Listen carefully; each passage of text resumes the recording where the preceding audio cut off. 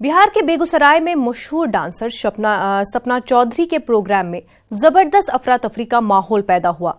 हजारों लोगों की भीड़ को काबू में करने के लिए पुलिस को लाठीचार्ज करना पड़ा, जिसके नतीजे में भगदड़ मची और एक शख्स हलाक और मुतादिद जख्मी हो गए।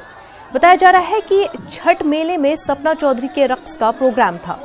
महलू की शिनाख्त सज्जन कुमार के तौर पर हुई है।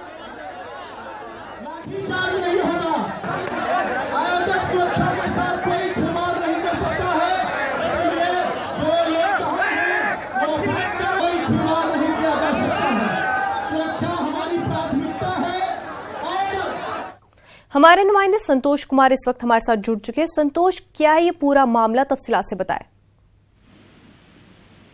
जी देखिए, सबसे पहले मैं आपको ये बता दूं, ये कार्यक्रम तकरीबन 10 वर्षों से चला आ रहा है और प्रत्येक वर्ष बॉलीवुड की कोई न कोई नामचीन हस्ती यहाँ पहुँचती है। जी बावजूद इसके अगर प्रशासन के द्वारा इसको बहुत हल्के में लिया गया तो इसमें दोनों की गलती कही जा सकती है। या तो स्थानीय प्रशासन एवं आयोजक के द्वारा वरीय पदाधिकारियों को सही जानकारी नहीं दी गई, या उन्होंने इसे बहुत हल्के में लिया।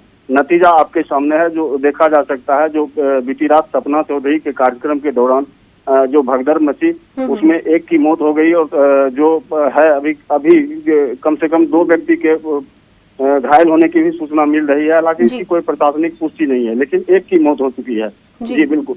जी संतोष, क्या पहले से वहां पर सिक्योरिटी के इंतजाम नहीं किए गए थे कि अचानक से फिर वहां पर इतनी ज्यादा भगदड़ मची और पुलिस को लाठीचार्ज करना पड़ा?